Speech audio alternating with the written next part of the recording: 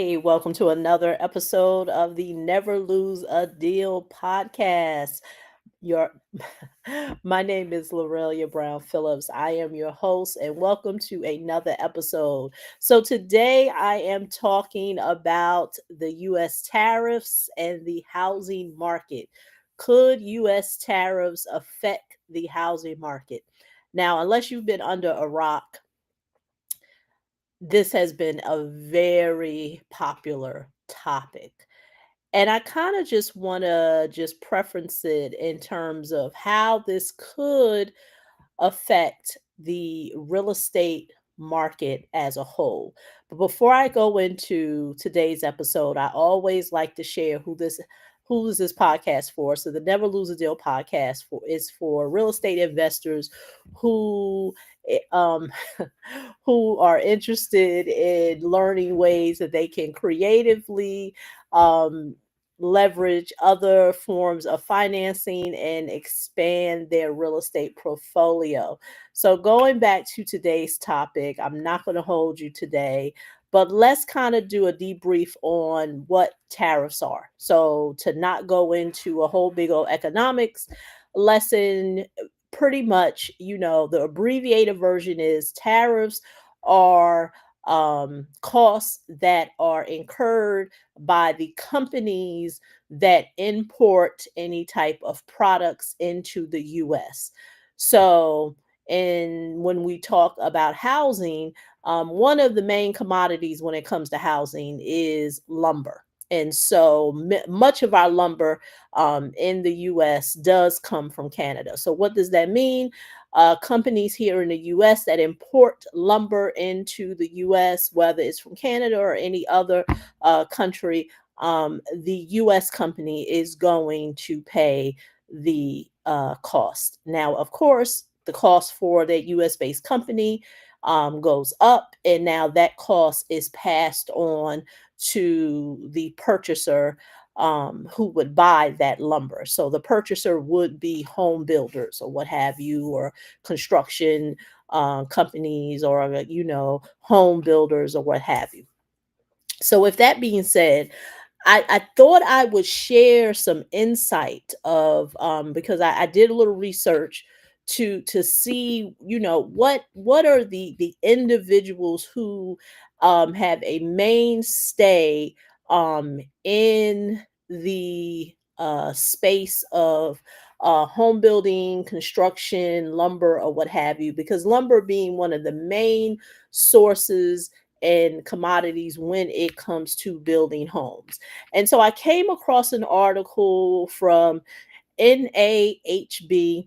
I should, you know what? Let me share it with you, and we all can kind of look at this together.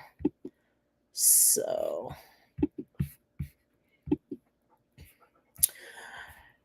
if you see my screen, you can see how tariffs impact the home building industry. Now, once again, this is NAHB, the National Association of Home Builders. Like I said, of course, there are lots of other industries that could affect real estate, but one is when it comes to building homes. And so that's why I said, you know what, this would be a great article. So pretty much the abbreviated version of this article is that as of the date that I do this video, lumber is an item that has been exempt from the tariffs list. So right now, U.S. companies that do import lumber here in the U.S. from Canada are not being penalized. So that is good. But this article really goes into what could possibly happen, because we know that every day things are changing in the space of economics here in the U.S. As you can see, import on tariffs on building materials. The article goes into these as well, but it kind of talks about the indirect cost. Indirect costs are some of the other costs that we would be associated with a home builder. Indirect costs being the appliances that are put into the home that's being built. But one of the things that I do want to point out is that um, the NA, what is it, the NAHB, what they are doing is that they are keeping a watch on this whole tariff situation, and they have been very um I want to say very involved with I guess their lobbyists and the people that they have who represent them to work with the US government so these things do not happen. I mean, that doesn't have not happen, but they does have a very negative effect on the building industry here in the US because of course people need a place to live. And so I'm just going to come back to the podcast. But like I said, um, it is open for you to do research yourself. So keep in mind, going back to what I'm talking about today, could U.S. tariffs affect the housing market? So, one being lumber. Right now, lumber is exempt from the list of items that would have a tariff. But as you know, I shared with you, National Association of Home Builders, is a organization that is proactively looking to stay in communication with the government to be able to be a voice for the builders here in the U.S. that they don't get affected. But one thing that the article did point out is that and I understand, with this podcast, there's going to be listeners and there's going to be people who watch the video. So for those who are listening, I shared the article about the tariffs from the National Association of Home Builders. And so, and then of course, for the viewing audience here on YouTube and Spotify, you all saw that I had, shared the article. Of course, do a Google search and you'll find it yourself and you can read the article yourself. But the article does point out that there are indirect things that will affect the home builders, because as a builder build a home, there are things that directly could affect the costs that are put in place for builders. So now, of course, as home building prices could possibly go up, those costs begin to be trickled down. And I think that is the reason why the whole tariffs thing is the economic boogeyman that many people fear. Those who do have somewhat of an understanding of it, um, is that the cost get passed down to the consumer. Because as I mentioned to you, if a tariff is put in the country on a certain particular item, a company who imports those items into the US, they pay a higher cost for the tariff. Now, of course, no company wants to absorb that cost. They have to pass it on down. So who are they going to pass it down to? They're going to pass it down to the builders that buy materials from the companies that imported the materials. Now, the builder is going to pass that cost down to the person who is buying the home. So now the builder has to pay more to build their homes. They're going to pass that cost on to the buyer of the home. Now they're paying more for a house being built. And then this is where the fear mongering comes from. If there is little supply with building homes, because now builders know that the cost of the homes are higher, now the supply is smaller, and now there are less people to buy. And of course, a lot of those less people to buy are also people who may have gotten affected by losing their home. So it's a lot of fear mongering. But I always like to look at things as the lighter side. Like how can we find the silver lining in all this, that we don't have to come from a place of being very fearful? Well, right now, lumber isn't being affected. And that is one of the main materials when it comes to rehabbing homes, when it comes to building a home or what have you, is lumber. Right now, lumber is off the table. Now, of course, we don't know what may happen in the future, but right now, lumber is off the table. So, with that being said, how does this affect me? Like, doing this every day, working with investors. Now, do I rehab homes? No. But one thing I do is I do the financing side of it. I do assist with helping real estate investors get financing to rehab their homes, to be able to rehab an investment property, to be able to participate in new construction. And right now, rates are good. Rates are holding steady. Nothing has been shaken up to the point that things aren't, happening in the market here in New Jersey, where I work with a lot of investors um, in this space. But I will say this: there are pockets of the country where things may be slow.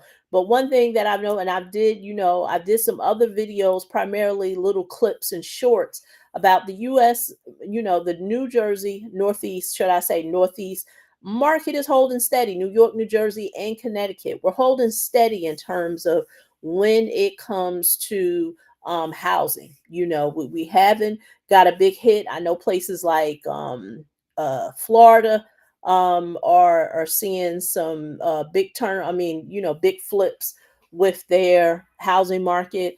Of course, we know what's going on in California. I won't be surprised places in the Midwest like Kentucky, they've had those bad torrential rains last week. So, we're dealing with mother nature and natural disasters. Those are things you cannot control. But here in the Northeast, I mean, of course, we are technically in spring, but we're still getting winter weather.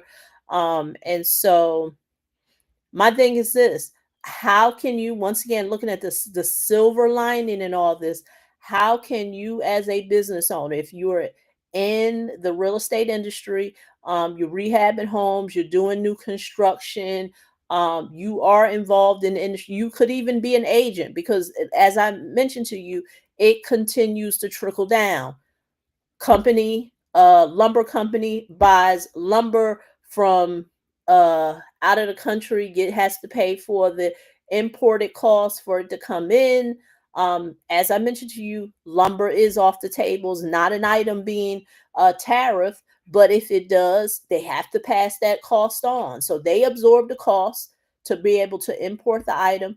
They pass that cost down to the builder.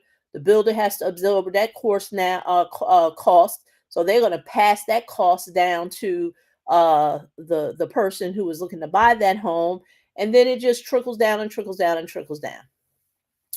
So with that being said, like I said, lumber is not being affected. Now, I did come across another article as I wrap this up. Um, and this was an article, three ways tariffs could affect the housing market. Because, like I said, right now it's not directly affecting it. These are just things that people are saying what could possibly happen. And the reason why is because I think many people are taking lessons of what happened during COVID. A lot, it was a big shakeup. With housing costs when COVID happened. That was during the time when there were direct building costs that did go up during COVID. But one article that I came across in Investopedia, it said, raw materials such as lumber, stone, and copper could cost more, making new homes more expensive. Right now, that's not the case. Renovators could also face high prices as tariffs will likely increase the cost of appliances, fixtures, cabinetry, and glass. And then also tariffs could stand to affect the already expensive housing market in different ways. So once again, these are just some of the things of what possibly could happen if the policies in regards to tariffs do change. But as of right now, these things aren't directly affecting us. And as I mentioned to you, every industry will get affected. Tariffs could have a variety of effects on buyers, sellers, builders, and mortgage brokers. But as I mentioned to you, with someone who is in this space every day, I'm not really seeing a big change in things. But not to say things won't change, but right now they're not. Home renovators would also feel the pinch of tariffs, but once again, it's not happening right now.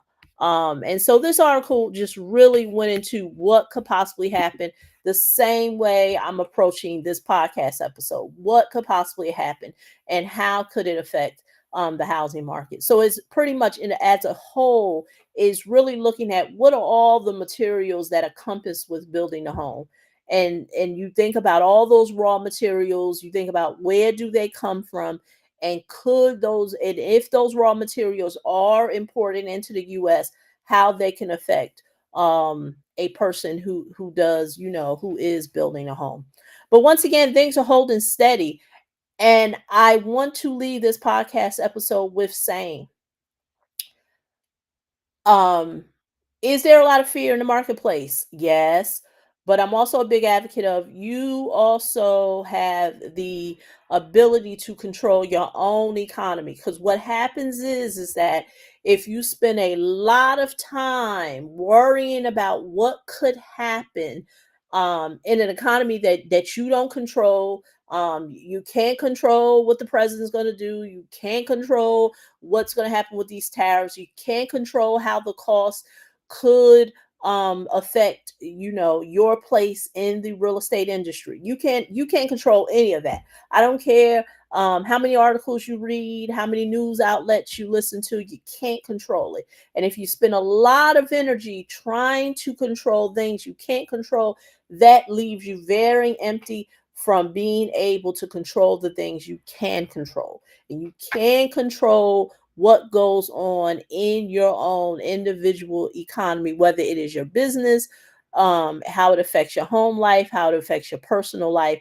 Those are the things that you can control. So I would always instruct the person to really look at what it is that they do if they are involved in real estate, and what are the ways that they can control what they are currently doing without the outside effects of what's going on here in the marketplace. That's why when it comes to financing, now more than ever, and I say this so many times, and I've said this on other videos, um, every deal has different dynamics.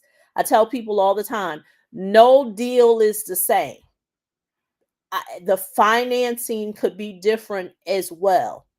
And as you talk to different lenders, the financing that goes involved in those deals can also be different. So you want to stay away from people who want to give you cookie cutter information when it comes to the investing space. Remember, my podcast solely focuses on real estate investors who want to creatively find financing ways to be able to expand their portfolio to build wealth. So I'm not talking to the home buyer, the FHA home buyer, the first time home buyer. I'm talking to investors who do leverage forms of capital that is not very common to the regular person. And so with that being said, if you are that real estate investor and you are still actively doing deals, you want to look at some other things to consider besides just interest rate. You don't want to make all your decisions based on interest rate. You want to definitely look at what is your long-term plan with whatever it is that you're doing, whether you're doing fix to flips, or you're doing you're fixing and you're holding, or you're involved in new construction. What is really the whole future layout of what it is that you're doing? Now more than ever, you want to really be able to look at, do a 3 to 5 year look to the future on what it is that you want to do, being able to control the things that you can control. Meaning that if you are to get into certain real estate transactions, what are all the things that you have to consider? And that's what I want to leave you with. So, as always, I just want to give a shout out to today's sponsor, which is Leverage Portfolio Capital. Leverage Portfolio Capital is a specialist in asset-based lending for real estate investors. To learn more about DSCR fix and flip loans, go to www.leverageportfoliocapital.com to learn more. You'll see the ticker that is going across the screen. So as always, see you in the next podcast episode, and let's keep let's just keep an eye on what's going on here in the market. Like I said, we cannot control what happens in the economy, but we can control our own personal economy. So it's just a matter of just being aware, but not being fearful. We want to be aware, but we don't want to be fearful.